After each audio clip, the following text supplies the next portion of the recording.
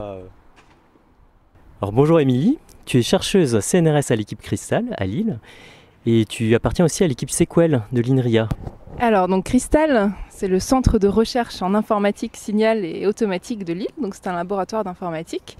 Et l'INRIA, donc c'est une structure, on va dire au-dessus des universités, qui regroupe des gens qui travaillent sur une même thématique. Donc mon équipe s'appelle Sequel pour Sequential Learning, donc apprentissage séquentiel. Donc l'aspect séquentiel, une séquence c'est une suite, ça peut être une suite numérique, mais dans notre cas présent c'est une suite de décisions à prendre. Donc on travaille vraiment dans tout ce qui touche à la prise de décision séquentielle, c'est-à-dire comment les futures décisions peuvent être améliorées en observant tout ce qu'on a fait dans le passé. Donc c'est vraiment un domaine au cœur de tout ce buzz autour de l'intelligence artificielle. Justement, l'intelligence artificielle, c'est très vaste comme domaine. Et toi, tu te positionnes comment dans ce paysage? En tant que mathématicienne, plus informaticienne, un peu à l'interface? Alors donc moi justement j'étudie on va dire des modèles simplifiés de situations, donc d'interaction comme ça avec son environnement où on a besoin de prendre des décisions. Et je suis plutôt du côté de ceux qui essayent de prouver des choses. On propose de nouveaux algorithmes et on les justifie pas seulement par des essais, mais aussi par des garanties théoriques. Et ensuite, il va y avoir d'autres gens, un peu plus côté informatique, qui vont faire passer à l'échelle, en quelque sorte, ces algorithmes. Donc il faut savoir que tous les algorithmes utilisés aujourd'hui, ils ont dans leur cœur une idée très simple qui doit être validée théoriquement pour qu'on soit sûr de ne pas faire n'importe quoi. Donc moi je me vois un peu comme un garde-fou de tous ceux qui après utiliseront ces algorithmes de prise de décision dans des contextes de données massives et dans des applications importantes. Justement, tu travailles sur des bandits à plusieurs bras. Qu'est-ce que c'est que ça? Alors ça, effectivement, c'est le nom du modèle probabiliste que j'ai étudié beaucoup. Donc pour répondre à cette question, je vais vous présenter un bandit à un bras. Donc il faut savoir que c'est un nom un peu démodé pour une machine à sous. Donc une machine à sous qui a un bras. Et quand on tire ce bras, on reçoit une récompense. Et donc dans ce modèle de bandit à plusieurs bras, il n'y a pas qu'un seul de ces bandits manchots. Il y en a, on va dire, toute une collection. Donc vous vous imaginez dans un casino. Et vous devez en fait choisir à chaque instant un bras à tirer et puis vous recevez la récompense. Et donc l'objectif ça va être de maximiser ces récompenses et donc de choisir de manière le plus informée possible le bras suivant à essayer. De sorte donc à maximiser cette récompense. Donc ce modèle a été introduit dans les années 30, les années 50 pour des essais cliniques, donc une motivation tout à fait noble où en fait les bras modélisent en quelque sorte la réponse d'un patient à un traitement. Et donc à chaque instant, le docteur doit choisir un traitement qu'il donne au patient et on imagine qu'il observe tout de suite si le traitement a été un succès ou un échec.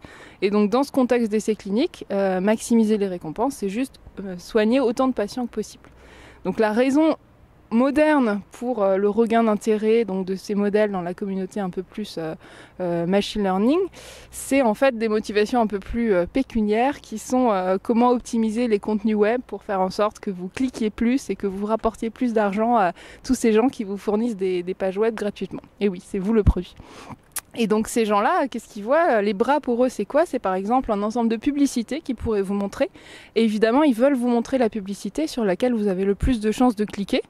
Et ils ne la connaissent pas au départ. Donc ce qu'ils font, c'est que dès qu'il y a un nouveau visiteur du site web qui arrive, pouf, ils choisissent quelle publicité ils montrent et puis ils voient si l'utilisateur... Ah, j'ai cassé mon bandit. Si l'utilisateur a cliqué ou non. Et donc leur but, c'est de maximiser le somme des clics, puisqu'en général, c'est des modèles où ils sont payés au nombre de clics. Le bandit, c'est un cas particulier de ce qu'on appelle l'apprentissage par renforcement, c'est-à-dire c'est toutes ces situations où donc on prend une décision et cette décision impacte en quelque sorte notre état. Et donc on va être comme ça amené à prendre des suites de décisions. On pourrait imaginer de mettre de l'apprentissage par renforcement dans beaucoup de domaines, par exemple, je sais pas, les véhicules autonomes qui voient un peu, donc évidemment il arrive sur le marché, mais ensuite il a toute cette expérience qu'il acquiert de navigation et il pourrait l'utiliser pour s'améliorer chaque jour. Et donc voilà, c'est une possibilité. Il y a aussi l'apprentissage par renforcement pour tout ce qui est créer des systèmes de dialogue efficaces entre humains et machines pour tous ces chatbots que vous avez en ligne. Enfin, il y a vraiment pas mal d'applications pressenties. Pour l'instant, il faut faire passer à nouveau à l'échelle tous ces algorithmes pour ces applications concrètes. Et j'ai aussi encadré une thèse récemment avec un laboratoire de communication où l'objectif c'est de designer les standards du 6G, disons. Enfin, en gros, ou plutôt tout ce qui tourne autour de l'Internet des objets, parce que les réseaux de communication sont très saturés avec tous ces objets connectés qu'on a partout. Et donc, on essaye d'utiliser ces techniques de sélection intelligente pour implémenter donc, dans ces objets des sélections de canaux intelligentes, des choses comme ça qui aura pour effet de limiter l'engorgement du spectre et puis de maximiser la durée de vie des batteries de ces appareils. Il faut savoir que la recherche dans ce domaine n'est plus si publique que ça, c'est-à-dire parmi les 12 collègues qu'on était à mon arrivée, on n'est plus que 3. Tout le monde est parti chez Google, Facebook, Amazon, tous ces grands groupes. Donc il y a énormément de chercheurs dans le privé également qui travaillent sur cette thématique d'apprentissage par renforcement au sens large. C'est quoi les mathématiques qu'il y a derrière tes problèmes de bandit plus exactement ? Comme je l'ai dit, le modèle de Bandy est un modèle stochastique, donc ça va être principalement des probabilités et des statistiques. Donc si vous pensez à ce que vous feriez vous devant ces machines à sous, vous allez évidemment vous baser sur tout ce que vous avez vu dans le passé. Donc pour chacun des bras, vous l'avez essayé un certain nombre de fois, vous avez obtenu une certaine somme de récompenses, et ça vous permet de calculer par exemple, d'estimer la probabilité de donner une récompense. Et ici en fait, pour résoudre le problème, il ne faut pas faire confiance uniquement aux estimés. Il faut aller plus loin et construire des intervalles de confiance qui représentent en quelque sorte tous les modèles possibles compatibles avec vos observations. Et donc un des algorithmes pour résoudre ce problème s'appelle l'algorithme UCB, qui consiste justement à choisir le bras qui a la plus forte bande supérieure de confiance sur la récompense. Donc voilà, au niveau des outils, après pour prouver des choses, c'est vraiment des probabilités, des statistiques, alors souvent aussi un peu d'algèbre, enfin il y a plein de choses. Ça appuie beaucoup sur la simulation numérique, donc déjà pour valider les résultats qu'on a obtenus. Donc il faut simuler beaucoup de variables aléatoires qui représentent les récompenses des différents bras et puis voir comment le nouveau algorithme qu'on propose réagit d'abord sur ces environnements simulés avant d'expérimenter peut-être dans des contextes où on a beaucoup de descripteurs de nos bras et on peut aussi prendre ça en compte. Parfois aussi, certains algorithmes sont complexes à implémenter parce qu'ils demandent de résoudre certains problèmes d'optimisation. Donc là, c'est aussi des ordinateurs qui vont nous aider pour certains algorithmes plus sophistiqués. Mais l'ordinateur nous aide vraiment au quotidien pour tout ce qui est simulation, juste pour voir si ça marche. Je vous propose d'aller explorer mon bureau pour que vous compreniez ce que je fais chaque jour. Donc nous voilà dans ton bureau, Émilie. Et peux-tu nous décrire le quotidien d'une chercheuse ? Alors, donc le quotidien d'une chercheuse, je vous ai dit, mon but c'est de proposer de nouveaux algorithmes et les analyser. Donc pour ça, évidemment, on se base sur tout ce que font les autres gens. Et donc dans la recherche au quotidien, il y a beaucoup de lecture d'articles pour voir comment avance l'état de l'art et qu'est-ce qu'on pourrait y contribuer. Et après, quand on a de nouvelles idées, alors moi je fonctionne énormément à l'écrit, donc j'ai mes cahiers remplis d'équations, de descriptions d'articles. Donc voilà, le quotidien c'est surtout papier et stylo. Un petit peu ordinateur pour, comme je vous disais, faire des tests de nouveaux algorithmes, valider des résultats obtenus. Il y a aussi beaucoup de discussions avec les collègues, donc au tableau, avec des jolies petites équations. Sinon, le quotidien d'une chercheuse, c'est aussi présenter sa recherche aux autres, parce que il y a plein d'équipes de recherche dans le monde qui travaillent sur les mêmes thèmes. Il faut qu'elles se rencontrent pour potentiellement avoir de nouvelles idées ensemble et faire avancer la recherche plus vite. Et donc dans mon domaine, il y a énormément de conférences. Donc vous voyez, j'ai quelques badges ici. Donc là, on a le badge, c'était le colloque de la Société mathématique de France, organisé à Lille l'année dernière. Mais il y a aussi plein de conférences dans le monde entier. Alors, donc là, je vais partir à un workshop à Milan en septembre, puis à une conférence à Chicago. Et la grosse conférence du domaine qui s'appelle NeurIPS a lieu à Vancouver en décembre. Donc c'est Je vais pas évidemment à toutes ces conférences. Parfois, c'est des collègues qui y vont, mais en tout cas, voilà, il y a beaucoup de voyages. En tout cas, aujourd'hui, autour de l'IA, c'est très très centré autour de grosses conférences. Enfin, dans mon expérience, c'était que j'avais rencontré des gens à des conférences qui m'avaient présenté des nouveaux problèmes qui m'intéressaient, ou alors des collègues avaient invité des autres chercheurs à visiter notre équipe pour un séjour d'une semaine à un mois.